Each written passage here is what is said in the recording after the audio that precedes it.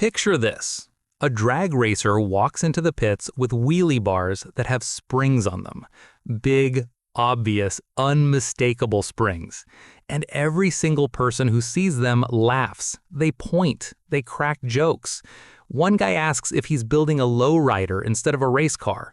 Another asks if he borrowed parts from his kid's pogo stick. The tech inspectors flip through the rulebook for an hour trying to find a reason to send him home. They can't, because nobody ever thought to write a rule against something this ridiculous. But here's the thing. That ridiculous set of wheelie bars, those springs that cost maybe $50 from an industrial supply catalog, they didn't just win races. They launched a dynasty. They rewrote the engineering playbook for an entire sport. They turned a broke, desperate, nearly washed-up racer into the most decorated champion in NHRA history. And they proved something that engineers and innovators in every field need to hear. Sometimes the best solution is the one that makes every expert in the room uncomfortable. This is legacy motoring, and I spend way too much time thinking about the obscure mechanical innovations that changed motorsport forever. If you're someone who loves the intersection of engineering, racing history, and the kind of creative problem-solving that makes you rethink everything you thought you knew, make sure to hit the subscribe button and give this video a thumbs up if this helps you out. Now let me take you back to 1988, because to understand why a set of springs changed everything, you need to understand what drag racing looked like before John Forth showed up with his weird wheelie bars and blew everyone's minds. The top sportsman class in 1988 was not what you see today. There were no million-dollar haulers lined up in the pits. There were no data engineers staring at laptops. There were no telemetry systems feeding real-time information to crew chiefs through earpieces. This was raw, mechanical, figure-it-out-in-your-garage racing. The kind of racing where your ingenuity mattered more than your bank account, where a clever idea hatched at 2 in the morning over a warm beer could be worth more than a $50,000 engine. The cars were brutal. Big block Chevrolets and Fords stroked out beyond 500 cubic inches, compression ratios pushing 14:1, tunnel ram intake manifolds topped with dual Hawley dominators flowing 1600 CFM combined. These engines didn't make power gracefully, they made it violently. You'd go from idle to 7,500 RPM in less than a second. The torque hit was savage, instantaneous, unforgiving.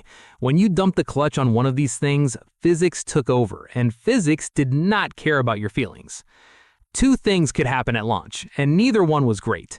Either the tires broke loose and you sat there smoking the hides for 100 feet while your opponent disappeared into the distance, or the tires hooked and the front end came up like you'd driven off a ramp. The car would rotate backward around the rear axle, front wheels clawing at the sky, and if you didn't have something to stop that rotation, you'd flip over backward at 100 miles an hour. That's where wheelie bars came in.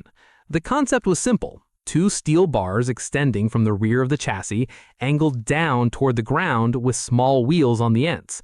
When the car tried to rotate backward under the violence of a hard launch, those bars would contact the track surface and physically prevent the car from going over. It was safety equipment first and foremost. Keep the car from flipping, keep the driver alive. But wheelie bars also served a secondary purpose. They kept the front tires somewhere near the ground, which meant the driver could actually steer.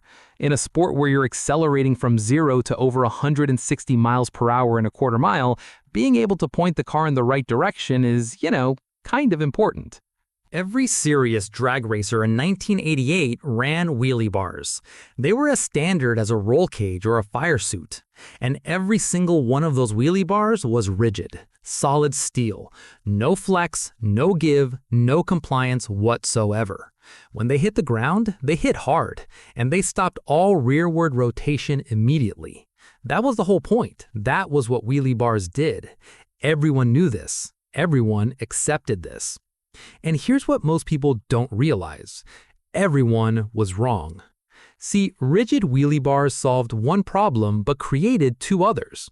First, when those solid steel bars slammed into the track surface, they sent a massive shockwave through the entire chassis.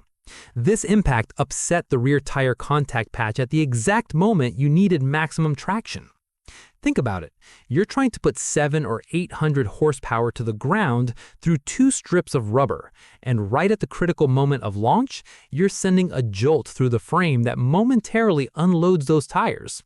It's like trying to push a heavy box across the floor while someone kicks your feet out from under you. Second, and this was the bigger issue, rigid wheelie bars actively prevented weight transfer to the rear tires. In drag racing, weight transfer is everything. When a car accelerates, weight naturally shifts rearward. This pushes the rear tires into the track with more force, which increases the size of the contact patch, which gives you more grip, which lets you accelerate harder. It's a virtuous cycle. More weight transfer means more traction, means more acceleration, means more weight transfer. Rigid wheelie bars interrupted the cycle by preventing the chassis from rotating. They kept the car level, which sounds good in theory, but actually robbed the rear tires of the additional loading they desperately needed. Most racers accepted this compromise without even thinking about it. You gave up some traction to maintain control. You sacrificed the perfect launch for the ability to steer. That was just the cost of going fast. The smart money, the experienced racers, the guys who had been doing this for decades, they all agreed. You could have traction or you could have control. Pick one. John Force picked both. Now, you might be thinking, who was John Force in 1988 and why should we care about his opinion on wheelie bars? Fair question. In 1988, John Force was nobody. Well, not nobody exactly. He was a racer. He'd been racing since 1975, grinding it out on the NHRA circuit for 13 years with almost nothing to show for it. 0 championships, a handful of wins scattered across more than a decade. His team was operating on fumes, sometimes literally. There were weeks when he wasn't sure he could afford fuel for the next race. Sponsors were walking away. Crew members were leaving for teams that could actually pay them. He was one bad season, maybe one bad race, away from parking the car forever and going back to driving trucks for a living. But Force had something that money couldn't buy and experience couldn't teach. He had the ability to look at a problem that everyone else had accepted and ask, why? Not why is this a problem, but why are we solving it this way? Why does everyone assume wheelie bars have to be rigid? Who decided that? Where's that written? And when he went looking for that answer, he discovered something remarkable. It wasn't written anywhere. It was just assumed. It was conventional wisdom. It was the way things had always been done. And in John Force's experience, the way things had always been done was usually the first thing that needed to change. In a shop in Yorba Linda, California, Force and his crew chief Austin Coyle started taking the problem apart piece by piece. They studied film of their launches. They watched how the car behaved in the first 60 feet, which is where drag races are won and lost. They noticed something that other teams had either missed or dismissed. The cars that launched hardest, the ones that really hooked and accelerated like they'd been shot from a cannon, were always the ones that squatted deeply at launch. The rear suspension would compress, the chassis would rotate slightly rearward, the rear tires would plant with enormous force. These cars were devastatingly quick in the first 60 feet, but they were also nearly impossible to control. Without effective wheelie bars, the front end would come up so high that the driver was essentially a passenger, unable to see the track, unable to steer, praying that the car would track straight long enough to get the front end back down. And if it didn't track straight, well, that's how you ended up in the wall, or worse. Meanwhile, the cars with rigid wheelie bars that kept everything nice and level, those cars were giving up 2 to 3 tenths of a second in the 60 foot. They were consistent, they were controllable, they were also slow. 2 to 3 tenths doesn't sound like much until you realize that in professional drag racing, entire championships are decided by hundredths of a second. 3 tenths is an eternity. It's a difference between standing on the podium and loading your trailer. This is where it gets really interesting. Force and Coyle didn't just identify the problem, they identified the solution in the same breath. What if the wheelie bar could do both jobs? What if it could allow the initial squat, let the car transfer weight naturally for maximum traction during those critical first feet, and then progressively resist further rotation to keep the front end manageable? What if the wheelie bar could be smart, reacting to what the car needed in real time? What if you just put springs on it? The idea was so simple it was almost insulting. Take a standard set of wheelie bars, cut the struts, weld in a spring housing, insert an industrial compression spring rated at about 350 pounds per inch, reassemble. Total fabrication time? Maybe 4 hours. Total parts cost? Maybe $50. Total complexity? Essentially zero. No electronics, no sensors, no actuators, no computer control. Just a steel spring doing what steel springs do: compress under load, extend when the load is removed. Here's how it worked in practice. At launch, when the car's engine dumped its full fury through the drivetrain and the chassis tried to rotate backward, the wheelie bars would contact the track surface just like they always had. But instead of immediately halting all rotation with a jarring impact, the springs would compress. This compression allowed the car to squat naturally. The rear suspension would load up, weight would transfer rearward, the tires would plant with maximum force. Everything the car wanted to do naturally under hard acceleration, the springs allowed it to do. But as the springs compressed, they stored energy. They pushed back, and the further they compressed, the harder they pushed. So the rotation wasn't uncontrolled, it was managed. The car would squat to its optimal angle, maybe 4 or 5 degrees, and then the increasing spring force would halt further rotation and begin to push back. As the initial torque spike passed and the car settled into its acceleration, the springs would extend, gradually leveling the chassis, bringing the front tires back into contact with the track, restoring steering control. The whole sequence happened in less than a second. Squat, plant, hook, extend, steer. It was elegant. It was automatic. It was mechanical intelligence. The spring doing exactly what a sophisticated computer control system would do, but with zero electronics, zero failure modes, and zero complexity. The spring rate was everything. Forcing coil didn't just grab any spring off the shelf and bolt it in. Well, actually, that's exactly what they did the first time, and it didn't work. The first springs they tried were too soft, around 200 pounds per inch, and the car squatted so deeply that it nearly loop-wheeled anyway. The springs compressed to their solid height and then acted like rigid bars, which defeated the entire purpose. The second set was too stiff, 500 pounds per inch, and the car behaved almost identically to rigid bars. The springs barely compressed at all before halting rotation. They went through about a dozen different spring rates over the course of 3 weeks. Every test session, they'd bolt in new springs, make a pass, study the film, measure the 60-foot time, check the tire marks on the track, and talk about what they felt. Because in 1988, feel mattered enormously. There was no data acquisition system recording chassis pitch angles or spring compression rates.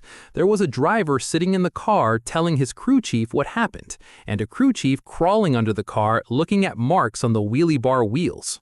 350 pounds per inch turned out to be the magic number for their particular combination. At that rate, the springs allowed about 4 inches of compression during the initial launch event, which translated to roughly 3 degrees of chassis rotation, enough to plant the tires hard, enough to take full advantage of the car's natural weight transfer characteristics, but not so much that the front end came up dangerously high or the driver lost the ability to see and steer. The first real test was at a local track, not an NHRA national event. Force wanted to see if the concept worked before exposing it to scrutiny and potential rule challenges at a national race. Smart move, because on that first full pass with the optimized springs, the car did something it had never done before. It left hard, genuinely hard. The rear tires bit into the track surface with a ferocity that Force said he could feel through his entire body. The car squatted, loaded, hooked, and accelerated with a violence that was qualitatively different from anything he'd experienced in 13 years of racing. And then, about 150 feet into the run, something else happened. Something that made Force's eyes go wide inside his helmet. The car settled. The front end came back down. Gently, progressively, as the springs extended and redistributed weight forward. The front tires kissed the track surface, and the car tracked straight, arrow straight. No wandering left or right, no fighting the steering wheel, no praying, just straight, clean, controlled acceleration all the way through the lights. The 60-foot time was stunning, 0.3 of a second quicker than his previous best, 3/10, with no engine changes, no tire changes, no suspension modifications, no additional horsepower, just springs. $50 worth of springs and 4 hours of fabrication work had done what thousands of dollars in engine development hadn't been able to accomplish. Force made 6 more passes that day. Every single one was within 1/100th of a second of the others. 6 consecutive runs, all within 1/100th. For context, most top sportsman cars of that era were happy to run within 1/10th of a second from pass to pass. Consistency was a fantasy. You'd run an 841, then 853, then an 839. The car was a slot machine. You pulled the handle and hoped for the best. Force's wheelie bar springs turned the slot machine into a metronome. The consistency came from the spring's ability to buffer variations in track conditions and launch technique. With the rigid bars, every tiny difference in how the clutch engaged, how the tires heated, how much rubber was on the track surface, all of these variables directly affected how the chassis loaded and how the car launched. A slightly stickier track meant the bars hit harder, which meant more shock through the chassis, which unsettled the tires, which changed the launch characteristics. It was an amplification loop where small inputs created large variations in output. The springs dampened this amplification loop. A stickier track meant the bars compressed a little more, storing a little more energy, but the fundamental launch behavior remained consistent. A greener track meant less compression, less energy stored, but again, the basic physics stayed the same. The springs acted like a mechanical filter, smoothing out the noise and delivering consistent signal to the tires. Look, I need to be honest about something here. When I first heard this story, I thought it was too good to be true. A set of springs fixing a problem that had plagued drag racing for decades? It sounded like one of those garage legends that grows bigger with every retelling. But the data backs it up. The time slips don't lie. And the fact that every serious drag racing operation on the planet now runs some version of spring-loaded wheelie bars tells you everything you need to know about whether this innovation was real. When Force finally brought his spring-loaded bars to an NHRA national event, the reaction was exactly what you'd expect from a community deeply invested in doing things the way they'd always been done. The tech inspector spent an hour under his car. They measured the bar diameter, checked the attachment points, verified the wheel size. Everything was legal. The rules had specifications for every component of the wheelie bar assembly, but not one word about springs. Because why would there be? Nobody had ever thought to put springs on a component whose entire purpose was to be rigid. Other racers gathered around Force's car in the pits like they were looking at an alien spacecraft, except instead of awe, the prevailing emotion was amusement. Springs on wheelie bars? What's next? Rubber engine mounts? Oh wait, but we'll get to that later. The joke stopped after qualifying. Force's first pass put him near the top of the field, with a 60-foot time that made crew chiefs do double takes. By the second qualifying session, the laughter had been replaced by intense, focused observation. Crew chiefs were lying on the ground, peering under Force's car, studying how the springs compressed during burnouts, taking mental notes of the spring dimensions. Now, you might be thinking, if this was so simple, why didn't anyone else think of it first? That's the question that makes this story so fascinating, and the answer reveals something important about how innovation actually works. The reason nobody thought to put springs on wheelie bars is the same reason nobody thought to put wheels on luggage until 1970. The idea was too simple. It was hiding in plain sight, obscured by assumptions so deeply embedded that they'd become invisible. Everyone knew what wheelie bars were for. They prevented wheelies. How do you prevent something? You resist it. How do you resist it? With rigidity. The logic was so clean, so linear, so obvious that questioning it felt absurd. But Force wasn't burdened by that logic. He wasn't an engineer who'd been taught what wheelie bars should do. He was a driver who felt what his car was doing, and a racer who was desperate enough to try anything. Desperation, it turns out, is a powerful catalyst for innovation. When you've got nothing to lose, the ideas that seem crazy don't seem so crazy anymore. There's a concept in engineering called functional fixedness. It's the cognitive bias that limits a person to using an object only in the way it's traditionally used. A hammer is for hammering. A wrench is for wrenching. A wheelie bar is for preventing wheelies, rigidly, firmly, completely. Force's genius was that he broke through functional fixedness not because he was smarter than everyone else, but because he was more desperate. He couldn't afford to think inside the box because inside the box, he was losing. The adoption curve after that first national event was remarkably steep. Within a month, spring-loaded wheelie bars were appearing at NHRA events across the country. Welding trucks in the pits were doing a brisk business modifying bars between rounds. Racers were buying springs from hardware stores, auto parts stores, even agricultural supply companies. Anything that compressed and extended would do. The precision would come later. First, everyone just wanted to see if the concept worked on their car. And it did, universally. Cars with spring-loaded wheelie bars were running 2 to 3 tenths quicker in the 60-foot than identical setups with rigid bars. The performance improvement was so consistent, so repeatable, and so independent of the specific car or engine combination that it was clear this wasn't a fluke. This was fundamental physics at work. The ripple effects began almost immediately. Chassis builders started designing frames optimized for spring-loaded bar performance, with different mounting point geometries and reinforced attachment areas. Spring manufacturers developed dedicated racing springs with tighter tolerances and more consistent rates. Aftermarket companies started selling complete spring-loaded wheelie bar kits with adjustable preload and interchangeable springs for different track conditions. What had been a homemade modification cobbled together from industrial supply catalog parts became a precision-engineered subsystem with its own industry of suppliers, manufacturers, and specialists, all from an idea that cost $50 to implement. But here's what most people don't realize about the spring-loaded wheelie bar revolution. The initial innovation was just the beginning. The first version, the simple linear spring, was version 1.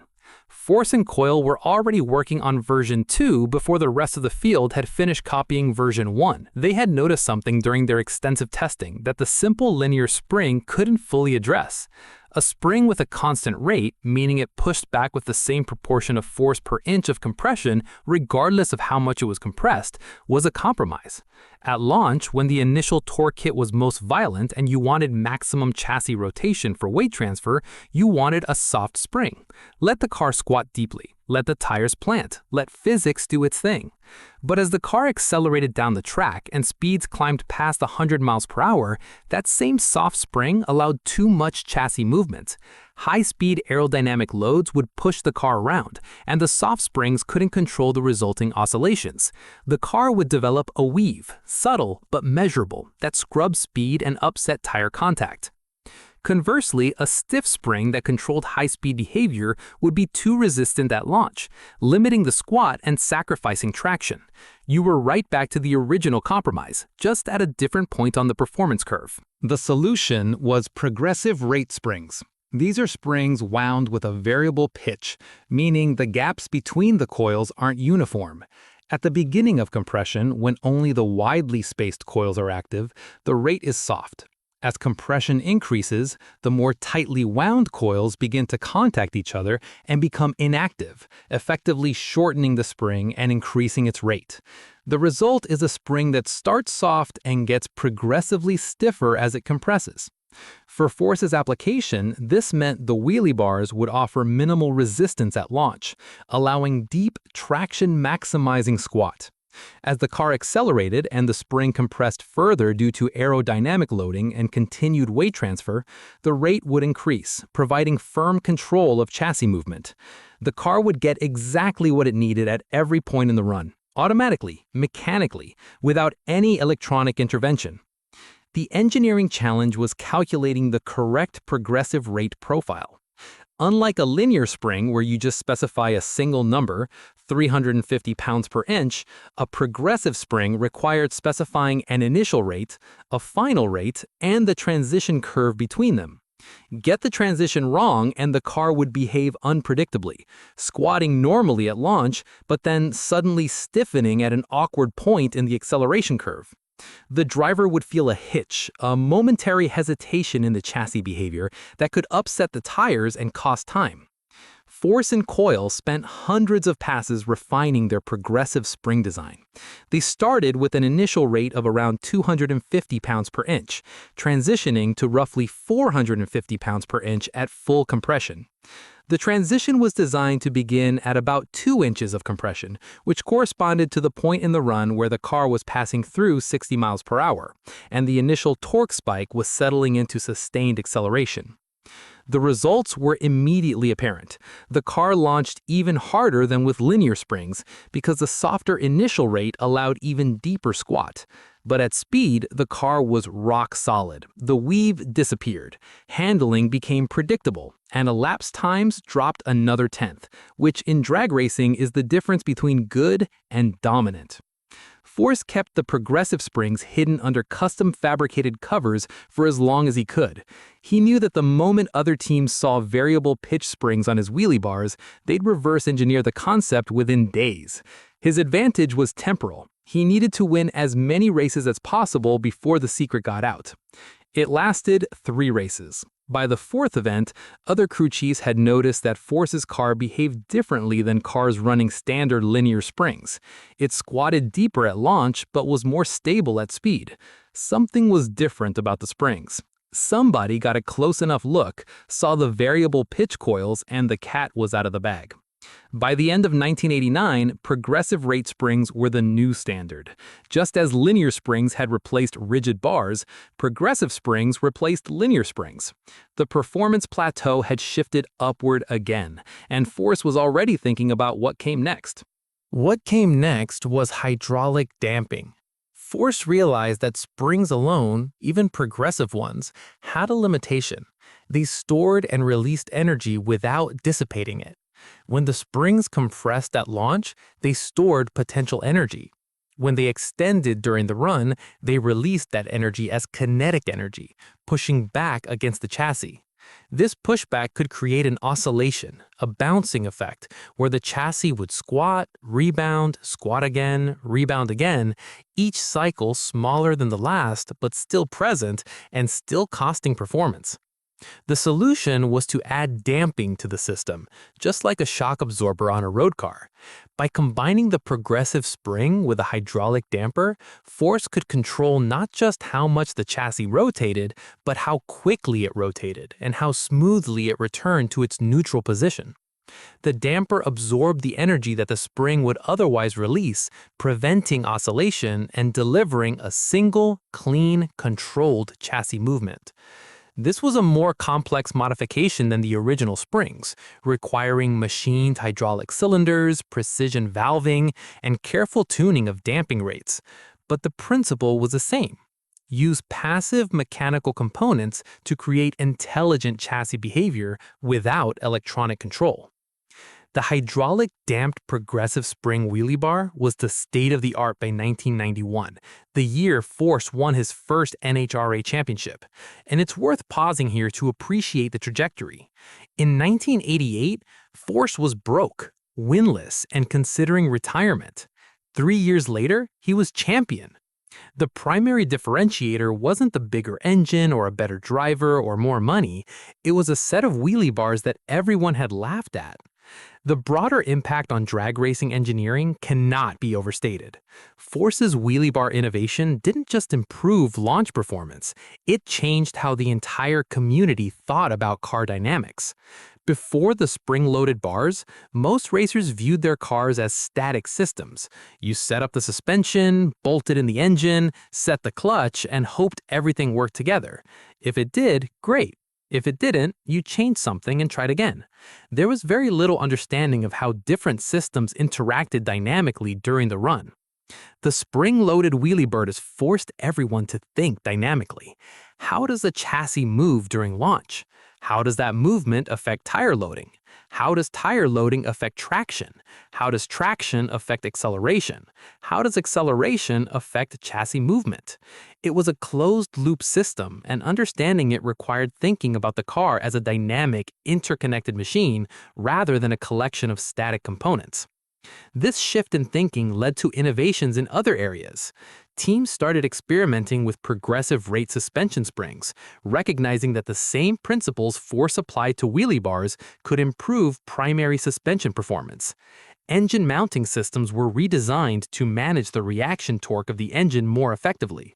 Clutch systems were developed with progressive engagement characteristics that matched the chassis dynamics of the spring-loaded bars. Here's the thing about revolutions. They don't usually look like revolutions when they're happening. They look like small, incremental changes that individually seem insignificant, but collectively transform everything. Forces springs were a small change. Progressive rates were a small change. Hydraulic damping was a small change. But together, they fundamentally altered how drag racing cars were designed, built, tuned, and raced. The economic impact was extraordinary. Forces' improved performance attracted sponsors. Sponsors brought money. Money funded more innovation. More innovation brought more wins. More wins attracted more sponsors. The virtuous cycle that had eluded Force for 13 years finally engaged, and it was powered by those $50 springs. By the mid-90s, John Force Racing was the most feared team in NHRA funny car competition. Force had transitioned from top sportsman to the professional ranks, bringing his innovative approach with him. And while the cars were different, the philosophy was the same. Question assumptions. Look for mechanical intelligence. Find simple solutions to complex problems. Force went on to win 16 NHRA championships, more than any other driver in history. His team won over 150 national events. He became the most recognizable figure in drag racing history, a larger-than-life personality whose enthusiasm and intensity matched the violent acceleration of his race cars. And it all traces back to those springs. Today, every top fuel and funny car team runs sophisticated wheelie bar systems that are direct descendants of Force's 1988 innovation. Modern bars feature computer-controlled active damping systems that adjust in real time during the run. They have strain gauge instrumentation that measures loads at multiple points along the bar structure. They incorporate adjustable spring platforms with interchangeable rate cartridges for different track conditions. They are marvels of modern engineering, capable of managing forces that would tear a 1988 wheelie bar apart.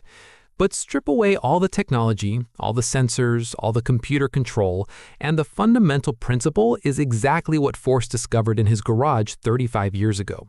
Controlled flexibility beats rigid resistance.